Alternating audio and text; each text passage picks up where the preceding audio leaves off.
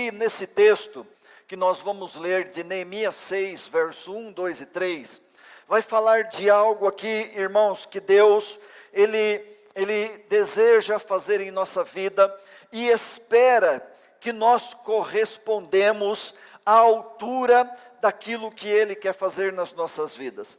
Então o texto, ele vai dizer assim, acompanhe-me na leitura da palavra. Quando Sambalate, Tobias e Gesem, o árabe, e os restantes de nossos inimigos, souberam que eu havia reconstruído o muro, e que não havia ficado nenhuma brecha, embora até então eu ainda não tivesse colocado as portas nos seus lugares. Sambalate e Gesem mandaram-me a seguinte mensagem: venha, vamos nos encontrar num dos povoados da planície de Ono. Eles, contudo, estavam tramando fazer-me mal. Por isso enviei-lhes mensageiros com esta resposta: estou executando uma grande obra, ou estou executando um grande projeto, e não posso descer. Por que parar a obra para ir encontrar-me com vocês? Irmãos, esse texto que nós acabamos de ler aqui, vai falar um pouquinho da história e da trajetória de Neemias na reconstrução dos muros de Jerusalém. Amados, nós sabemos que Neemias, ele servia como copeiro do rei. Aqui Israel estava cativo da Babilônia ainda, não havia se libertado por completo. E nós sabemos que ali no capítulo 1, Neemias, quando recebe notícias de que o seu povo estava passando fome, estava passando necessidade, estava envergonhado, morando nos escombros da cidade de Jerusalém. Neemias, então, ele aplica um propósito no seu coração de ir reconstruir os muros. Mas quem era Neemias, irmãos? Neemias não era ninguém. Neemias era apenas um copeiro, amados, que experimentava as bebidas que era servida para o rei da Babilônia. Se a bebida estivesse envenenada, ele era o primeiro a ir para o beleléu. Então, amados, Neemias não era ninguém. Assim como eu e você também, um dia não éramos ninguém, mas um dia nós colocamos um propósito no nosso coração, amados, de servir e de adorar ao nosso Deus, Senhor e Salvador.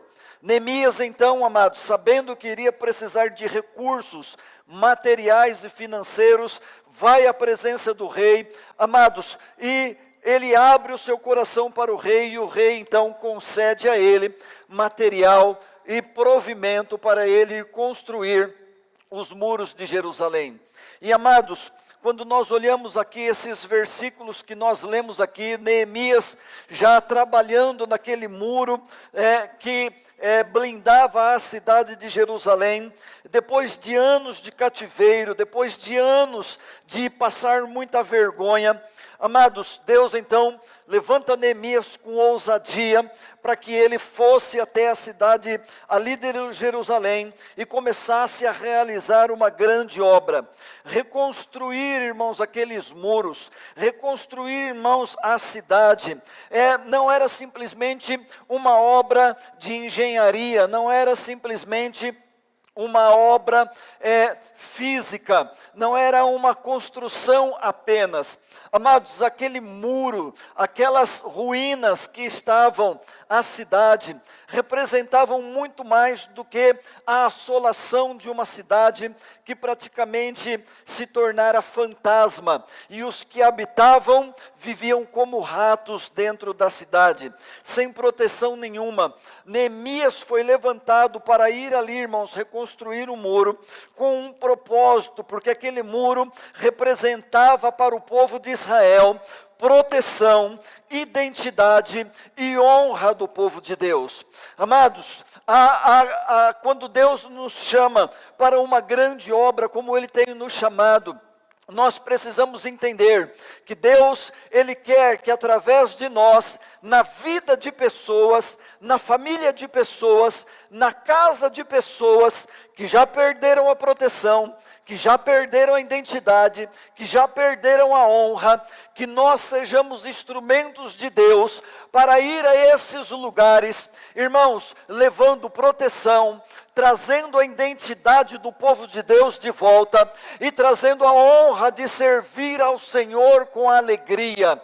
Amados, a reconstrução do muro, então ele tinha esses 3 significados: proteção, identidade e honra ao servir ao Senhor, coisa que eles não tinham mais, não tinham proteção, não tinham identidade e não tinham honra. E nessa noite, irmãos, eu creio como nos dias de Neemias, Deus também está levantando uma geração, uma multidão que está disposta a entrar em lugares, em ruínas espirituais e trazer o conserto, trazer a aliança, trazer a identidade e trazer o propósito de Deus na vida dessas pessoas. Amados, recentemente nós chegamos do encontro com Deus, e no encontro com Deus, toda aquela galera que voltou do encontro com Deus, aqueles jovens, adolescentes que voltaram do retiro deles, todos cantaram uma música aqui, que a geração de Samuel estava se levantando. Irmãos, não adianta nós ficar só no gogó, não. Nós temos que nos levantar e ser a geração que faz a diferença. Nós temos que ser a geração, irmãos, que entra nos becos e vielas que ninguém quer entrar.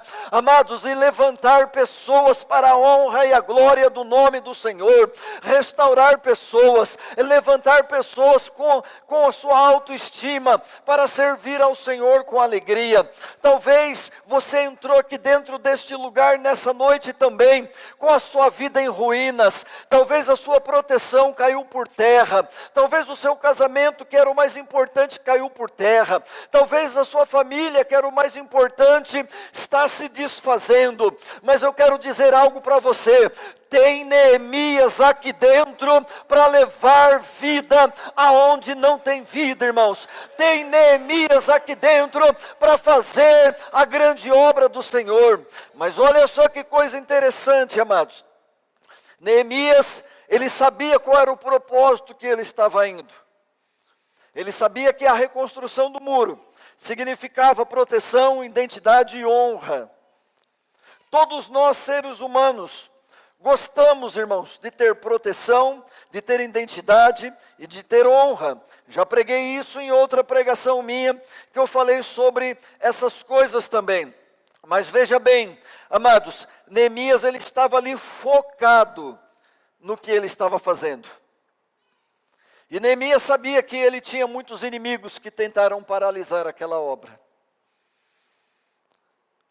Assim como nós nessa noite também sabemos que tem muitos inimigos que querem paralisar a obra do Senhor nas nossas vidas. Amados, às vezes uma palavra mal falada, às vezes uma palavra mal colocada, nós podemos matar a vida de uma pessoa. Então, amados, Neemias estava focado ali, trabalhando. O muro era alto, o muro não era baixo. Ele já havia levantado fileiras e fileiras de blocos. Neemias, na verdade, estava em cima do muro. A gente sempre prega que o crente tem que descer de cima do muro, né, irmãos? Mas nessa pregação o crente tem que estar em cima do muro, né? Neemias estava em cima do muro, levantando o muro cada vez mais alto, para que a cidade se tornasse intransponível, que ela não fosse atacada e os inimigos entrassem com facilidade. Mas olha que coisa, irmãos, no verso 2, a Bíblia diz que foram alguns homens ali na presença de Neemias, Sambalate e Gesem, foram ali e mandaram-me a seguinte mensagem: venham, vamos nos encontrar num dos povoados da planície de Ono. Eles, contudo, estavam tramando fazer mal contra mim. Irmãos, nós precisamos ter discernimento na nossa vida espiritual, porque nós sempre vamos ter inimigos que vão se levantar contra nós. Ou vai ser inimigos que estão em nosso meio, lobos em pele de cordeiro, que vão agir no nosso meio e vão tentar nos enfraquecer naquilo que nós estamos fazendo, ou o diabo vai usar pessoas lá de fora. Muitas vezes nós somos atacados e somos bombardeados, amados, por aquilo que nós estamos fazendo. Mas eu queria deixar uma mensagem aqui de alerta para toda a igreja. Se um dia você começou a fazer uma grande obra para o Senhor e parou porque o inimigo se levantou contra você, eu quero dizer para você que você deve voltar a fazer a grande obra que Deus te chamou, amados, porque o inimigo não tem poder para lidar com as forças do nosso Deus. Amados, é Deus que peleja por nós, é Deus que guerreia por nós, é Deus que vai à nossa frente. Irmãos, se Deus nos chamou, Ele também nos capacitou. Se Ele nos capacitou, Ele vai concluir uma grande obra através da minha vida e da sua vida. Amados, eu também, ao longo da minha carreira ministerial, se assim eu posso dizer, que o ministério é uma carreira, eu creio que sim, porque o apóstolo Paulo disse que cumpriu a carreira, né? Então a minha carreira ministerial, que já está indo aí para mais de 25 anos de pastoreio, amados, eu quero dizer para você que mais de 1000 vezes eu já pensei em desistir. Muito mais de 1000 vezes eu já entrei nessa igreja aqui e disse assim: o primeiro que eu encontrar na minha frente, eu vou passar o bastão, vou passar o cajado, eu não quero mais saber de igreja, não quero mais saber de lidar com o povo, eu quero ir embora, eu vou embora para uma cidade, lá no meio do sertão da Bahia, onde nem existe no mapa, que ninguém saiba de mim. Eu já tive essa vontade, irmãos, mas sabe o que acontece? Só vem a vontade, porque logo vem a graça de Deus, irmãos. E quando a gente entra nesse lugar, sobe nesse altar, começa a pregar, começa a ver vida transformada, começa a ver vida sendo restaurada, irmãos, a gente esquece que o inimigo está nos assolando. E o inimigo nos assola mesmo, irmãos. Ele vem com enfermidade para nos paralisar. Ele vem, irmãos, com prejuízos financeiros. Ele vem mexer, irmãos, nas coisas dentro de casa.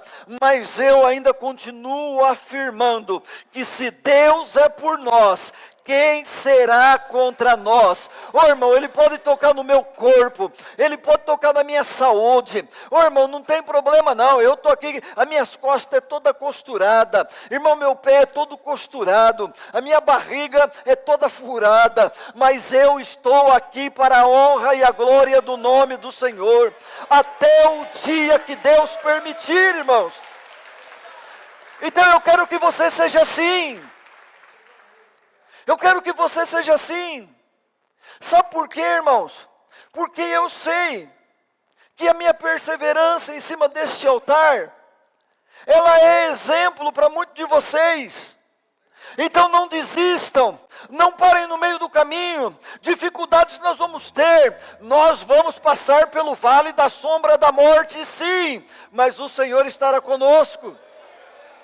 Vamos passar fome, vamos passar necessidade, vamos ter falta de dinheiro, vamos sim, mas o Senhor estará conosco, irmãos, porque o nosso Deus é Deus dos montes, mas também é Deus dos vales.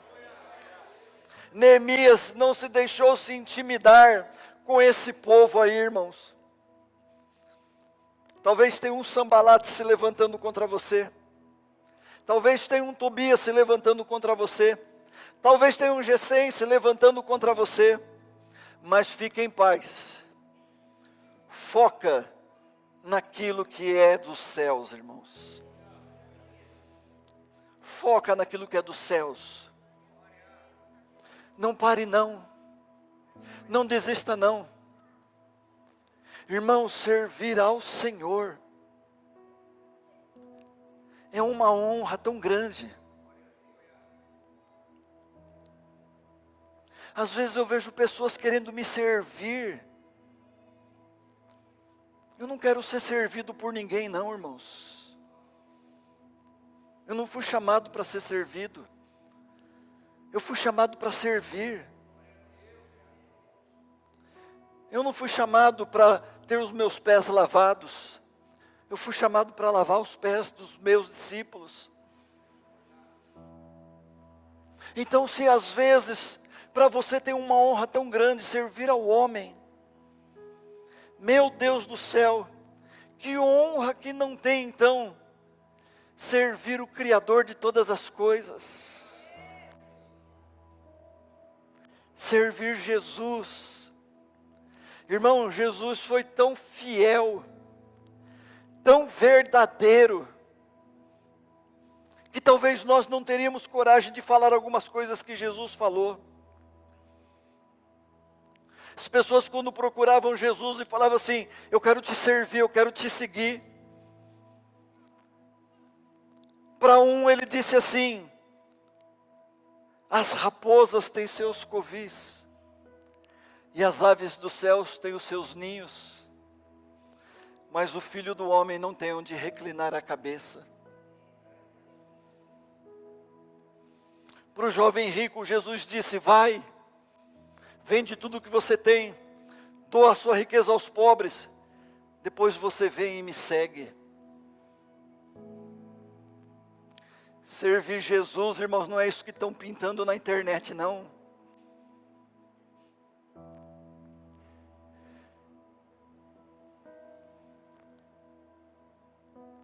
Tinha uma canção que dizia assim, quem quiser vir após mim, negue-se a si mesmo. Quem quiser vir após mim, tome a sua cruz, dia após dia,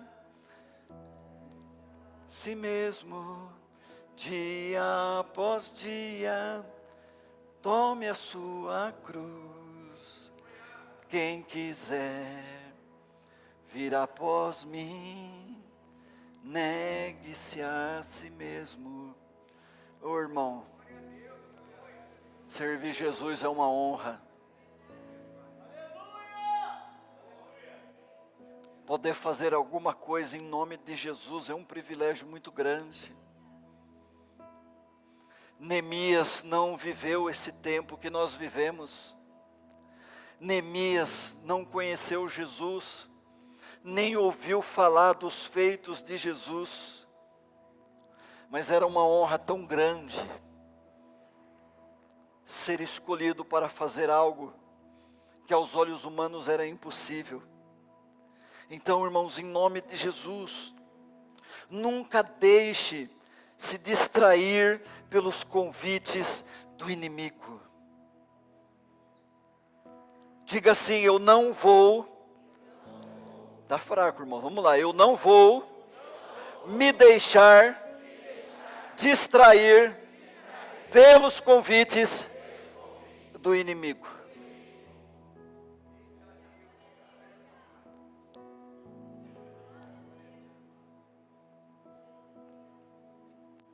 Nunca deixe de fazer a obra por causa de uma festa. Nunca deixe de fazer a obra por causa de um churrasco. Nunca deixe de fazer a obra por uma partida de futebol. Nunca deixe, irmãos, de fazer a obra, seja por qualquer coisa. A obra tem que estar em primeiro lugar nas nossas vidas. O chamado é maior do que qualquer outra coisa. Então, irmãos, vamos cumprir com alegria o chamado e a carreira que está proposta para nós. Mas pastor, eu não sei nem qual é o meu chamado, eu não sei nem qual é a minha carreira. Irmãos, não precisa saber, Deus ele vai te usar do jeito que Ele quer. Mas o que eu aprendo aqui nesse texto, irmãos, é que Neemias não se deixou levar pelo convite. Os inimigos disseram assim: venham, vamos descer e nos encontrar num dos povoados. Lá nós vamos fazer uma festinha lá e nós vamos passar o dia nos alegrando. Ele disse: não, Satanás, no teu laço eu não caio não. Não, mas vamos lá, é só um dia. Não, não vou lá na Faice não. Mas é só um dia. Irmãos, talvez esse dia você pode estar salvando uma alma para Jesus. Nós somos crentes, amém? Somos crentes lavados e remidos no sangue do Cordeiro. Então nós somos representantes do reino aqui na terra. E nós temos que representar muito bem o rei a qual nós servimos. Então não deixe, irmãos, o inimigo sempre tenta desviar a nossa atenção daquilo que realmente importa. Quando nós estamos envolvidos em algo significativo para Deus, surgem oportunidades e distrações que parecem inofensivas, mas nós não vamos cair no laço do diabo. Vamos ficar firmes nos caminhos do Senhor. Uma segunda coisa, irmãos, que eu posso analisar nesse texto que nós acabamos de ler aqui, é que nós não devemos nos intimidar com as ameaças do inimigo. Não se intimide, irmãos. Eu desde criança, eu sempre ouvi falar que cachorro que late não morde.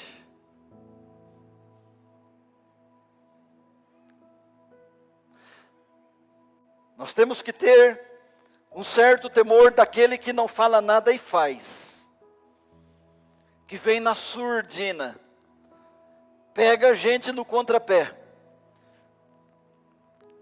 Mas se a pessoa está falando o que vai fazer, não faz. Se o inimigo está falando o que vai fazer, irmãos, ele não vai, ele vai ter que passar por Jesus. Por Jesus ninguém passa. É por isso que a palavra do Senhor diz, irmãos, e ela é verdadeira: 1000 cairão ao meu lado e 10.000 à minha direita, mas eu não serei atingido.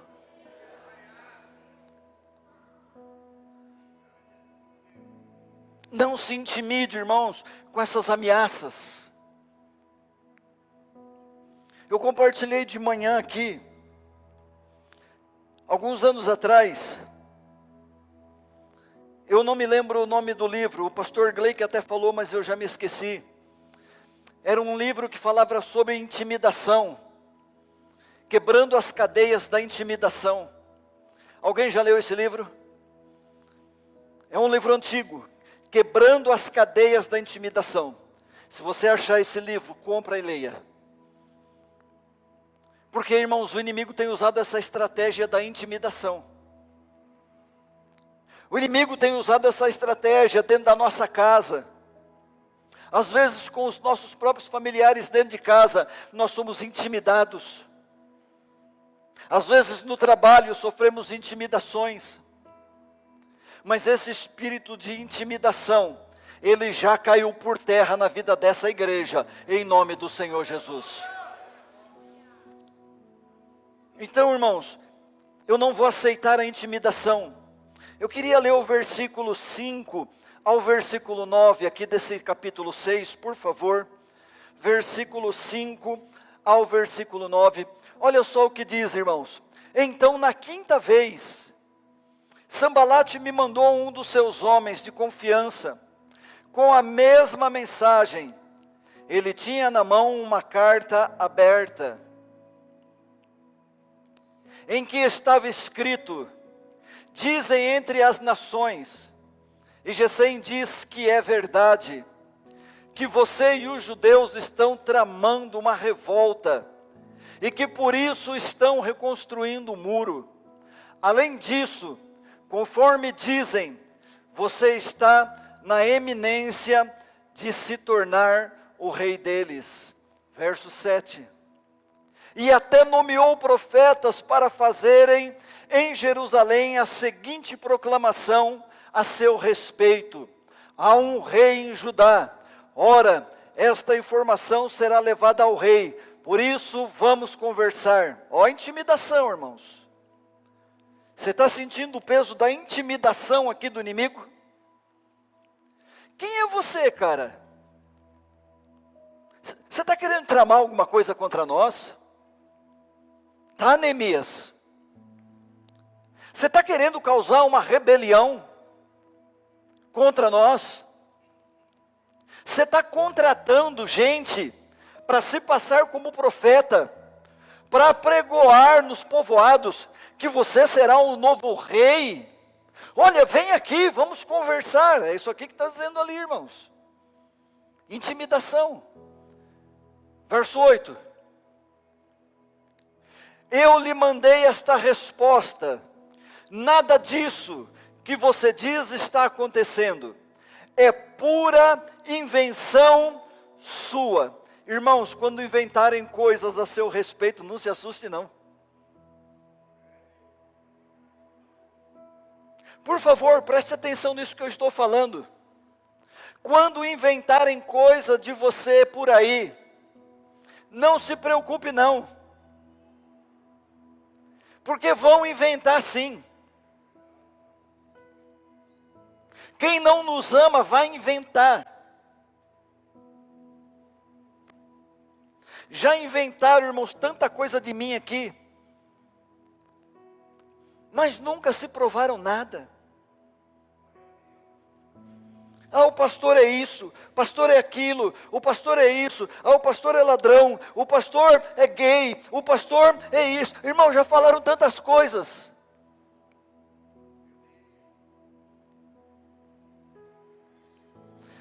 Mas aí eu pergunto, aonde foi parar essas pessoas que falaram essas coisas? Eu continuo aqui. Eu lembro que há muitos anos atrás, isso deve ter mais de 10 anos atrás, eu estava vendo um trechinho do culto do R.R. Soares na TV.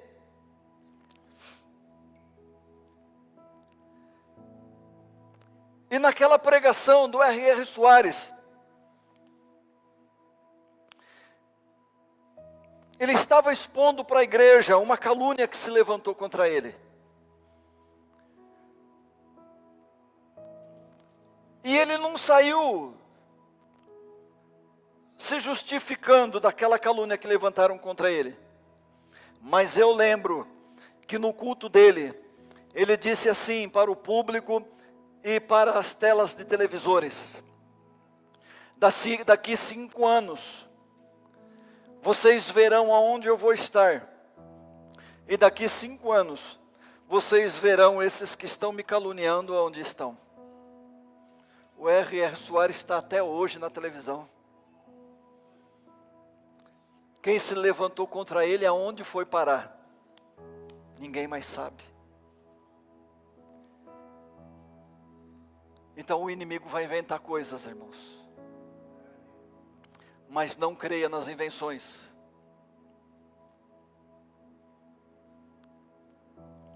Às vezes tem irmãos dentro da igreja que deixa-se ser levado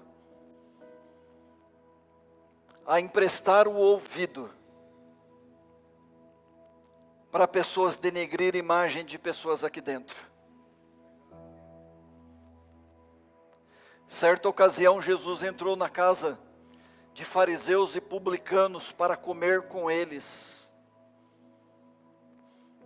Diz que se ajuntou uma multidão de pecadores ao redor de Jesus. Entra uma mulher com o seu caráter comprometedor naquela sala, e ela começa a lavar os pés de Jesus com as suas lágrimas.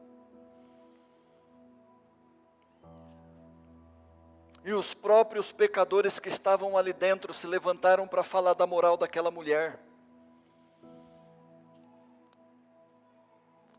Jesus disse: eu entrei na casa de vocês, vocês não lavaram os meus pés. Entrei na casa de vocês, vocês não lavaram as minhas mãos. Irmãos, Jesus sempre vai estar do lado do pecador. Mas nós não devemos emprestar o nosso ouvido Porque o nosso ouvido não é pinico. Amém? O seu ouvido não é pinico. Quando alguém começar a falar contra alguém da igreja, fala assim: epa, epa, epa, parou, chega, não quero saber.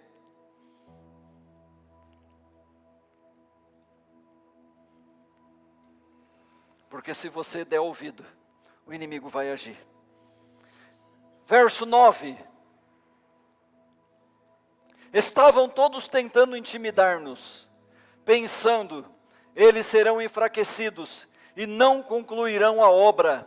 Eu, porém, orei pedindo, fortalece agora as minhas mãos, ó Senhor. Irmãos, não vai ser balela do inimigo, não vai ser conversa alheia que vai fazer eu parar de fazer o que eu estou fazendo. Irmãos, eu vou continuar fazendo, porque eu sei que o Senhor vai continuar me fortalecendo, em nome do Senhor Jesus. E o dia, irmãos, que essas pernas não aguentarem mais ficar de pé, em cima desse altar, eu ponho uma cadeira. O dia que a cadeira não puder mais me sustentar, eu ponho uma cama. O dia que a cama não puder mais me sustentar, eu já levantei, irmãos, discípulos aqui dentro, para dar continuidade na obra do Senhor.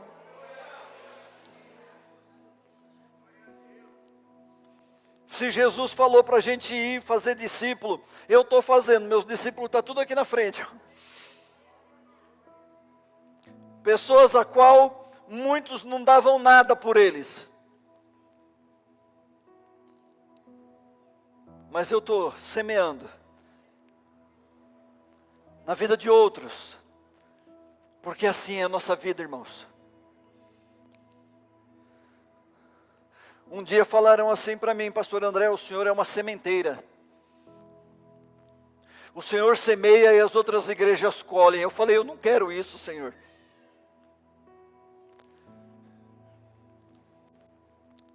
Mas se o propósito é semear, vamos continuar semeando em nome de Jesus. Que nunca falte semente em nossas vidas, irmãos. Então as tentativas de intimidação contra Neemias eram constantes, mas ele não se abalou com as intimidações. Pelo contrário, ele disse: ó Deus, fortalece as minhas mãos. Quando você estiver fraco, quando você estiver abatido, quando você estiver desanimado, fale simplesmente isso para o Senhor: Senhor, fortalece as minhas mãos. E uma outra coisa, irmãos, que eu pego nesse texto aqui, olhando para a vida de Neemias, é que nós devemos perseverar até o fim. Um dia, nós fomos resgatados por Jesus. E Jesus nunca disse que nós poderíamos desistir. Ele disse que nós deveríamos perseverar até o fim. Aquele que perseverar até o fim, receberá a coroa da vida. Olha só o que a palavra vai dizer no verso 15 e no verso 16. O muro ficou pronto no 25º dia do mês de Elul, em 52 dias. Quando todos os nossos inimigos souberam disso, todas as nações vizinhas ficaram atemorizadas e com o orgulho ferido, pois perceberam que esta obra havia sido executada com a ajuda de nosso Deus. Deus nunca vai te chamar para fazer algo e largar você sozinho. Sabe por que as nações aqui ficaram atemorizadas com Israel? Sabe o que esses muros trouxeram de volta para Israel, para a nação judaica? Trouxeram de volta a proteção, trouxeram de volta a identidade. Nós temos uma casa reconstruída.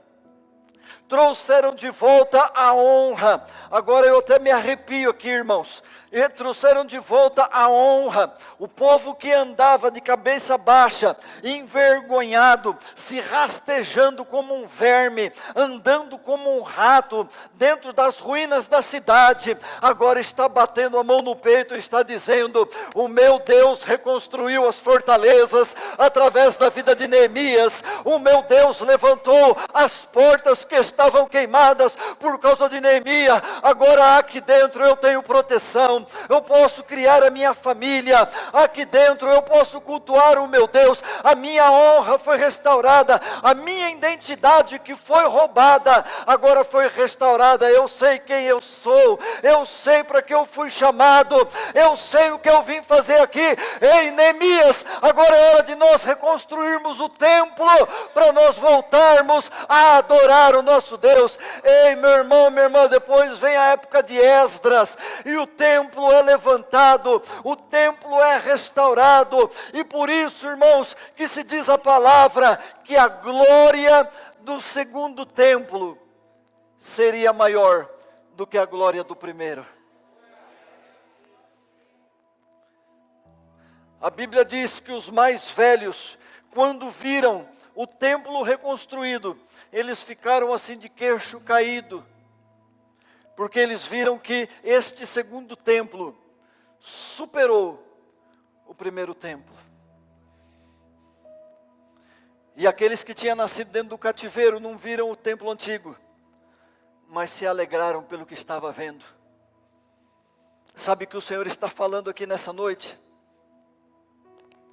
Que tanto na vida dos crentes velhos, como na vida dos crentes novos, eu vou trazer a glória da segunda casa sobre a vida de todos aqui dentro. Irmãos, você pode ter passado um ano horrível, você pode ter passado um ano complicadíssimo, mas eu quero dizer para você, a glória da segunda casa será maior do que a primeira, em nome de Jesus. Então não se deixe, irmãos, se intimidar, persevere, porque Deus é fiel em cumprir os seus propósitos, em nome de Jesus, amém. Se levante como um Neemias nessa terra, para ajudar a levantar muros em famílias que estão em ruínas, em casas em que estão destruídas. Vamos fazer com que essas casas, a glória delas, seja maior do que a primeira, em nome de Jesus.